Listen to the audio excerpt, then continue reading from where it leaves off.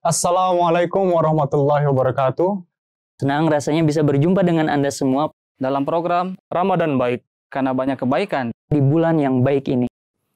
Assalamualaikum warahmatullahi wabarakatuh. Para pemirsa MTA dimanapun Anda berada, bagaimana kabar Anda semuanya? Semoga Allah Ta'ala memberikan kesehatan kepada Anda semua dan memberikan kita taufik untuk senantiasa menjalankan ibadah puasa di bulan Ramadan yang penuh berkah ini. Kami sangat senang sekali bisa berjumpa dengan Anda semuanya pada program kita tercinta, Ramadan Baik, karena ada banyak kebaikan di bulan Ramadan yang baik ini. Ya, pada episode kali ini saya Khalid Mahmud Ahmad akan membahas tentang menuntut ilmu adalah kewajiban bagi umat Islam, baik laki-laki maupun perempuan. Dan saat ini alhamdulillah saya tidak sendiri, karena saya sudah ditemani oleh beberapa rekan kita di studio MTA. Mari sebelumnya kita sambut mereka semua. Ya, Assalamualaikum warahmatullahi wabarakatuh semuanya. Waalaikumsalam warahmatullahi wabarakatuh. Bagaimana kabarnya hari ini? Semua sehat ya? Alhamdulillah. Alhamdulillah. Baik, sebelum kita masuk ke pembahasan utama, mari kita dengarkan terlebih dahulu lantunan ayat suci Al-Quran yang akan ditilawatkan oleh saudara kita Hafiz Akbar Pradana. Kami persilahkan. A'udzu billahi minasy syaithanir rajim. Bismillahirrahmanirrahim. Ya ayyuhalladzina amanu idza qila lakum tafassahu fil majalis fafsahu yafsahillahu lakum wa idza qila anshuzu fanshuzu yarfa'illahu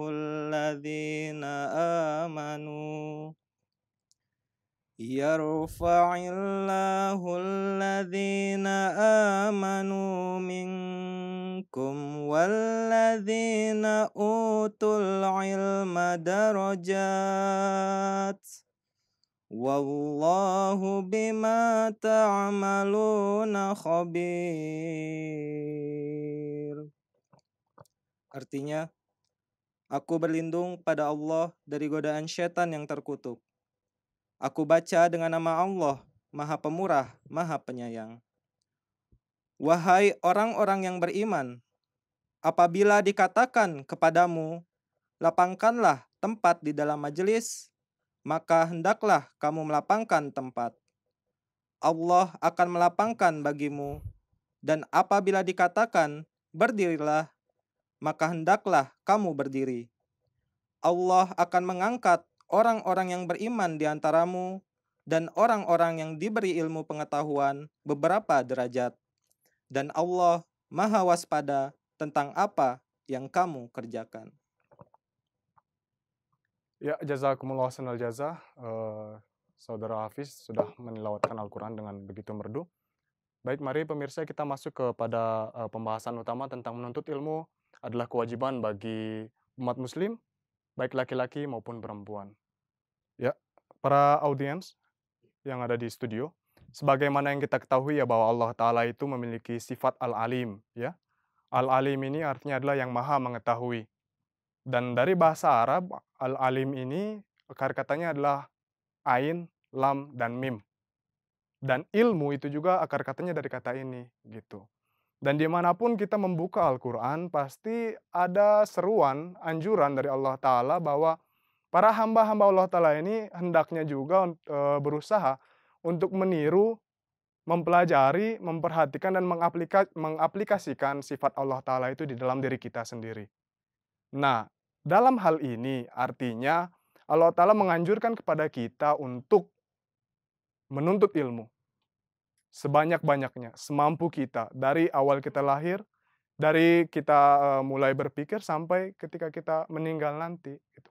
Sehingga sifat-sifat Allah Ta'ala itu bisa termanifestasikan dalam diri kita. Karena inilah tujuan dari kita, yaitu kita melihat bagaimana sifat-sifat Allah Ta'ala, kemudian bagaimana kita mengaplikasikannya.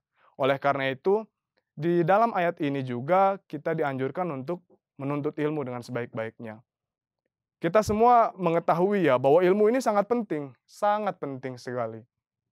Di banyak riwayat Rasulullah SAW menjelaskan bahwa ilmu ini ibaratnya nur gitu, ibaratkan cahaya, di mana kita menggunakan cahaya ini untuk berjalan di kegelapan gitu. Dan ini adalah salah satu kunci juga bagi kita untuk mendapatkan kesuksesan dalam hal apapun. Misalkan bandingkan saja orang yang memiliki ilmu dalam suatu hal dan orang yang tidak memiliki ilmu dalam satu hal, misalkan ekonomi. Orang yang mampu mengatur atau orang yang paham bagaimana sistem ekonomi itu, mampu mengatur keuangannya dengan baik. Dia tahu uang ini nanti akan saya alokasikan untuk apa, yang ini untuk apa, yang ini untuk apa, sehingga dia menggunakan uang tersebut secara efisien. Akan tetapi orang yang tidak paham akan hal itu, yang menggunakan uang itu ya tadi mubazir gitu kan, digunakan untuk apapun yang tidak perlu gitu. Jadi ada perbedaan utama. Nah, ini adalah rahasia umum ya dalam kehidupan kita baik secara rohani maupun jasmani. Kita lihat dalam kehidupan jasmani ya, orang-orang itu bisa mencapai kesuksesan, keberhasilan gitu. Bahkan untuk mencapai misalkan posisi kedudukan di perusahaan tertentu, itu membutuhkan ilmu. Bahkan tak jarang itu orang-orang itu menyempatkan diri untuk kuliah, meskipun biayanya itu tidak mudah gitu kan, tidak murah gitu. Jadi memang penting sekali bagi kita untuk menuntut ilmu. Oleh karena itulah Hazrat Rasulullah SAW di banyak sekali riwayat dan hadis-hadis itu beliau selalu menganjurkan kepada umat Islam, baik laki-laki untuk perempuan, agar mereka itu menuntut ilmu. Nah, beliau dalam sebuah riwayat bersabda, Allahumma sholli ala Muhammad wa ala ali Muhammad wa barik wasallim, innaka hamidum majid, tolabul ilmi faridatun ala kulli muslimin wa muslimatin. Artinya menuntut ilmu itu adalah kewajiban bagi umat muslim, baik itu laki-laki maupun perempuan. Jadi sebagaimana sabda Hazrat Rasulullah SAW itu, jadi menuntut ilmu itu sangatlah penting. Kenapa? Karena ilmu adalah kunci bagi kesuksesan dan keberhasilan seseorang. Rencana apapun yang dia buat itu penting sekali bagi dia untuk memiliki ilmu akan hal itu. Sebagaimana tadi firman Allah Ta'ala ya yang ditilawatkan oleh saudara Hafiz itu sangat luar biasa. Allah Ta'ala berfirman bahwa Allah Ta'ala akan meninggikan kedudukan orang-orang yang beriman dan menuntut ilmu beberapa derajat gitu. Jadi beriman saja tidak cukup. Seseorang itu harus memiliki ilmu tentang apa yang dia yakini, tentang apa yang dia geluti dalam kehidupannya gitu. Dan di dalam riwayat yang lain, Hazrat Rasulullah SAW itu bersabda bahwa tuntutlah ilmu meskipun kalian harus pergi ke negeri Cina. Cina itu kan kalau kita lihat ke peta itu jauh ya, dari Arab ke Cina itu jauh gitu. Melakukan perjalanan pada masa itu, pada masa Rasulullah, ketika Rasulullah bersabda itu, artinya untuk menuntut ilmu seseorang harus siap menampung atau mengalami berbagai kesulitan. Misalkan harus melakukan perjalanan yang sangat jauh dengan sarana transportasi yang terbatas pada saat itu ya, hanya ada unta dan kuda dan sebagainya, kan belum ada mobil ya. Ada nggak mobil? Kan nggak ada. Pesawat nggak ada gitu. Jadi kesulitan itu lebih berlipat ganda gitu. Kemudian konsumsi makanan, minuman itu kan terbatas gitu. Dan harus jauh dari tanah air, itu luar biasa sulitnya. Saya juga merasakan ketika berangkat ke Ghana itu lumayan gitu. Pada masa modern sekarang saja itu sangat sulit gitu kan. Perbedaan budaya apa segala macam, apalagi pada masa itu gitu. Jadi bagi seseorang yang menuntut ilmu harus bersedia berkorban. Mengorbankan waktu, hartanya juga, daya upaya, keringat, gitu, semuanya. Jadi memang tidak mudah. Nah, sesuai dengan ini, Hazrat Rasulullah SAW juga memberikan kabar suka bagi orang-orang yang menuntut ilmu. Di dalam salah satu riwayat, beliau bersabda bahwa orang yang menuntut ilmu itu, Allah Ta'ala akan memudahkan baginya jalan menuju surga. Siapa yang nggak mau ke surga kan? Makanya nuntut ilmu banyak-banyak gitu kan, biar gampang kita ke surga gitu. Tentunya ilmu yang benar, jangan ilmu yang tidak benar, yang miring-miring nggak boleh itu. Kemudian di dalam riwayat yang lain juga Allah Ta'ala berfirman, Rasulullah SAW itu bersabda bahwa bagi orang yang menuntut ilmu itu ibaratnya dia sama seperti berjihad di jalan Allah Ta'ala. Berjihad di jalan Allah Ta'ala di banyak riwayat pahalanya itu luar biasa ya.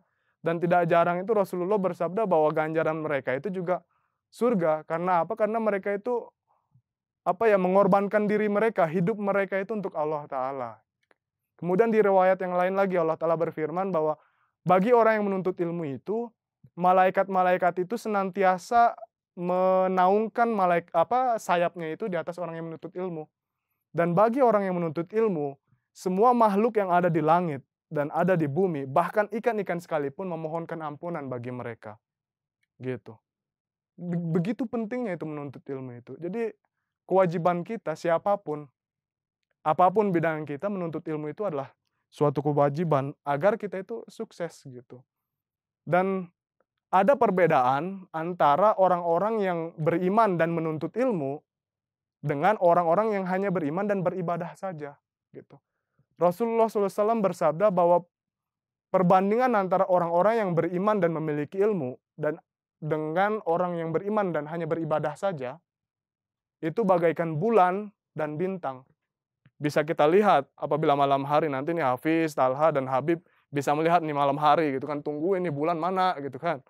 Lihatin itu bulannya dan bintang, cahayanya lebih besar yang mana, lebih terang yang mana.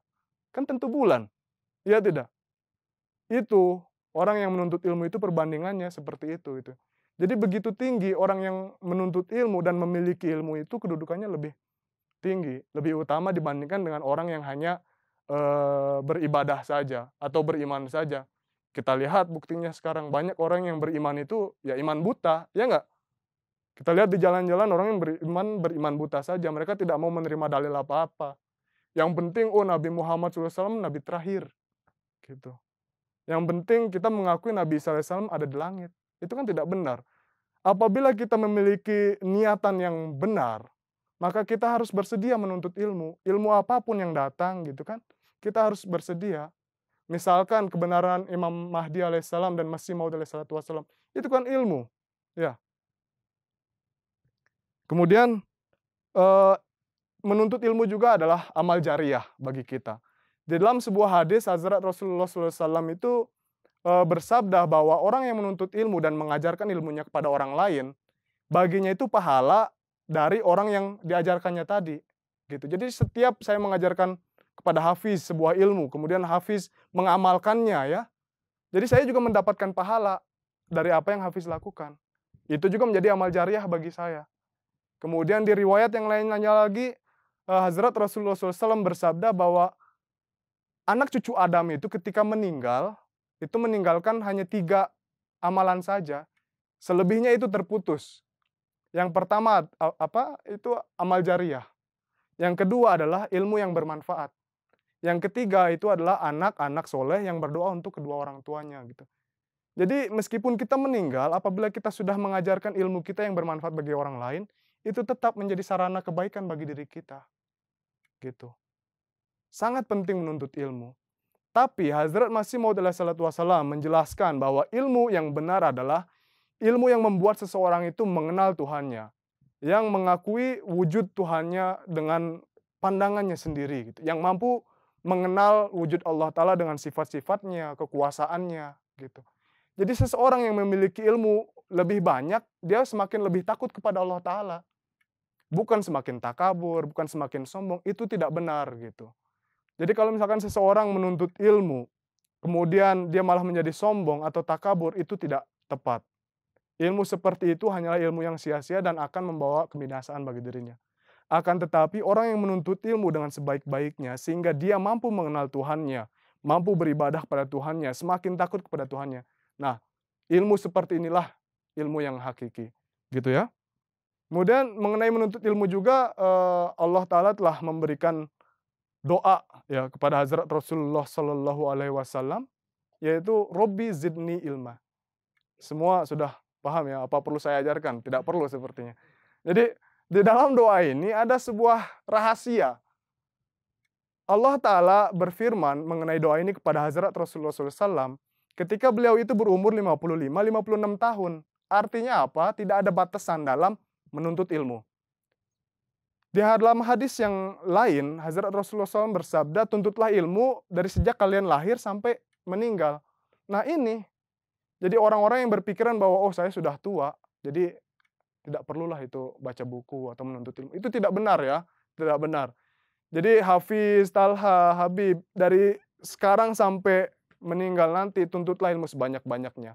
Karena ini juga menjadi sarana, kedekatan kita dengan Allah Ta'ala, ditingkatkannya derajat kita, gitu. Kemudian kesuksesan-kesuksesan juga ada di situ.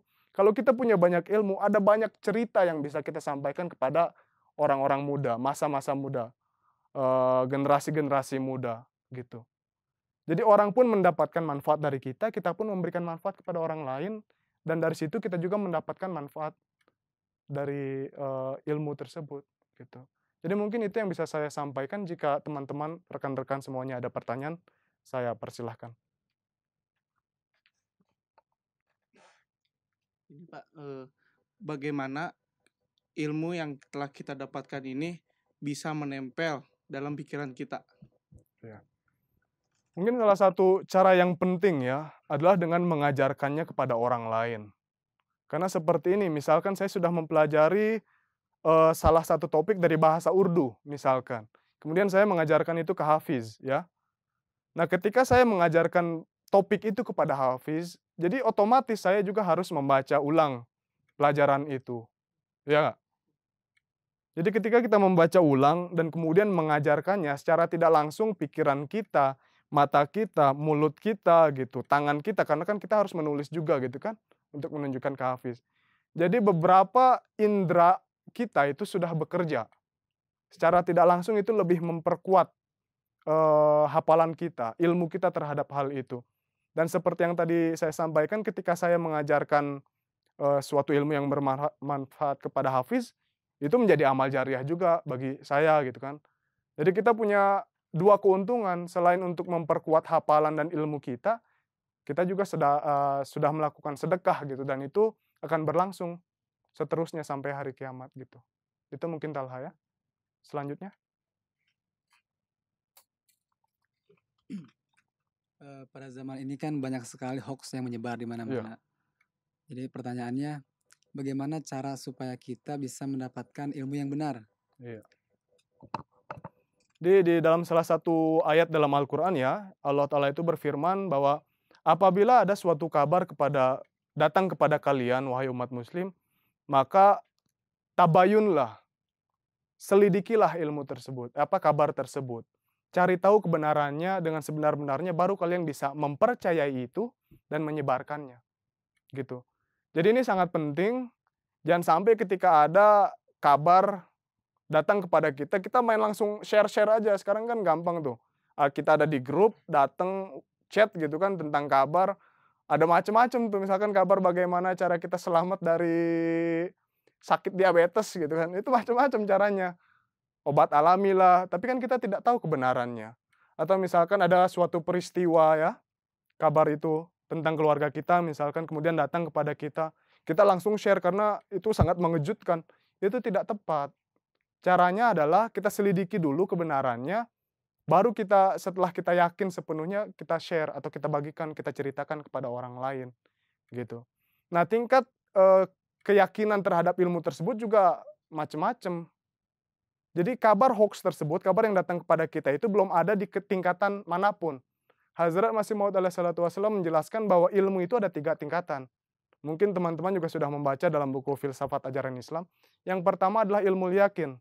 Yang kedua adalah ainul yakin. Yang terakhir adalah hakul yakin. Jadi selidiki kabar tersebut, sampaikan kabar itu sampai ilmu yakin. Kemudian ainul yakin dengan kita melihat dengan mata kepala kita sendiri. Atau sampai hakul yakin. Kita datangi, misalkan ada peristiwa yang menyebabkan korban gitu, kita datangi korbannya, datang ke lokasi, tanyakan bagaimana kejadian yang sebenarnya, itu baru hakul yakin gitu. Nah, barulah kita bisa sampaikan informasi itu, sebarkan informasi kepada orang lain. Jangan sampai malah kita menjadi orang yang menyebar-nyebarkan kabar palsu gitu. Itu kan tidak benar gitu kan ya. Dari pandangan Allah Ta'ala aja kita sudah berdosa gitu, apalagi dalam pandangan yang lainnya gitu. Mungkin itu jawabannya. Ada lagi? Begini Pak, dari saya, ketika Bapak sampai di Ghana untuk belajar, Hmm. mungkin Bapak rasa proses pembelajaran di Indonesia dan di Ghana itu berbeda, Pak. Iya. Dari mungkin segi bahasanya atau dan lain-lainnya. Nah, dari hal tersebut bagaimana Bapak mengatasi hal tersebut gitu? Iya. Jadi memang benar ya, memang perbedaannya jelas sekali gitu. Misalkan seperti di Jamiah Indonesia itu kita selalu belajar menggunakan bahasa Indonesia apapun. Bahkan kalau kita belajar bahasa Urdu maaf dan bahasa Arab itu ketika penjelasan pun dosen itu menggunakan bahasa Indonesia. Kan tetapi di sana itu semuanya dalam bahasa Urdu. Kecuali mungkin bahasa Arab dengan bahasa Arab, bahasa Inggris dengan bahasa Inggris. Selebihnya itu Urdu semua. Kita mungkin sudah belajar bahasa Urdu di Jamiah Ahmadiyah Indonesia, tetapi itu adalah Urdu pasif. Kita tidak berbicara, hanya membaca, menulis gitu. Mungkin mengerti pun ketika baca mengerti, tapi ketika kita berusaha untuk mengucapkan itu sangat sulit. Dan terlebih lagi kita datang telat. Semester itu mulai September dan kita datang Desember, jadi 3 bulan itu telat. Nah itu sangat sulit sekali ya, memang sangat sulit sekali. Ditambah dengan kesulitan dari segi makanan, kemudian cuaca dan segala macamnya. Tapi khusus dari segi menuntut ilmu tadi, bagaimana cara mengatasinya? Ya tadi, karena waktunya tinggal 1 bulan nih ke ujian. Desember kami datang, ujian itu bulan Januari langsung, pertengahan Januari. Artinya waktu kami sangat singkat. Nah pada masa-masa itu, yang paling pertama yang bisa saya katakan doa lah. Selama kita berada di Jamiah ini harus banyak-banyak berdoa. Karena memang doa itu kunci ya. Senjata kita lah, senjata para mubalik gitu kan. Memang doa. Nah selebihnya barulah kita berupaya. Saya selama awal-awal itu bangun selalu telat, maaf salah. Tidur selalu telat, bangun itu selalu pagi gitu. Tidur tengah malam, bangun pagi-pagi banget untuk sholatnya, sholat tahajud. Dalam sholat tahajud itu berdoalah di situ gitu kan, sampai saya bisa katakan dalam masa-masa awal itu nangis terus saya tiap hari gitu. Saking sulitnya itu keadaan. Kemudian pada masa istirahat juga saya ketika istirahat saya ke masjid gitu. Sholat duha, nangis di situ. Buku catatan teman-teman nih yang sudah banyak gitu ya dalam bahasa Inggris, dalam bahasa Urdu saya pinjemin. Saya baca, kalau misalkan saya bisa tulis, tulis dulu gitu. Untuk bahan nanti ujian. Kemudian seperti silabus yang dalam bahasa Urdu ya, seperti buku hadis Riyadus Sholihin itu kan di sana bahasa Arab, bahasa Urdu. Tapi karena mungkin bahasa Indonesianya sudah pasti tersedia, saya sebelum HP dikumpulkan itu jadi download dulu materi yang bisa saya kumpulkan dalam bahasa Indonesia, saya download. Saya pelajari itu, tidur telat, bangun cepat. Itu terus setiap hari sama doa. Jadi alhamdulillah dengan berlangsungnya waktu gitu ya, alhamdulillah sesuai lah apa yang saya harapkan gitu, dan usaha saya terbayarkan gitu. Saya juga sering-sering ngobrol untuk memperlancar bahasa itu kan, saya sering datangi orang Ghana, orang Nigeria, orang Pakistan juga saya datangi gitu untuk melatih obrolan tadi, biar kita itu terbiasa. Jadi itulah memang membutuhkan usaha keras ya, seperti tadi Hazrat Rasulullah SAW bersabda, memang pengorbanan itu luar biasa untuk menuntut ilmu. Itu. Baik, jazakumullah atas pertanyaan-pertanyaannya. Mudah-mudahan jawaban yang saya berikan bisa memberikan manfaat kepada audiens semuanya. Sebenarnya masih banyak ya materi yang bisa kita bahas mengenai topik ini, akan tetapi karena kita dibatasi oleh durasi, jadi kita cukupkan saja perjumpaan kita kali ini. Jazakumullah atas kehadirannya untuk teman-teman semua yang ada di studio MTA. Baik pemirsa MTA dimanapun Anda berada, demikianlah pembahasan kita pada episode kali ini tentang menuntut ilmu adalah kewajiban bagi umat Islam, baik laki-laki maupun perempuan. Jangan lupa untuk menyaksikan episode Ramadan baik di episode selanjutnya, dan mudah-mudahan ini bisa menjadi kebaikan bagi kita di bulan Ramadan yang penuh berkah ini. Saya Khalid Mahmud Ahmad beserta kru yang bertugas mohon undur diri. Kami ucapkan selamat menunaikan ibadah puasa, dan mari kita sebarkan kebaikan di bulan Ramadan yang baik ini. Wa akhiru dawana alhamdulillahirabbil alamin. Assalamualaikum warahmatullahi wabarakatuh.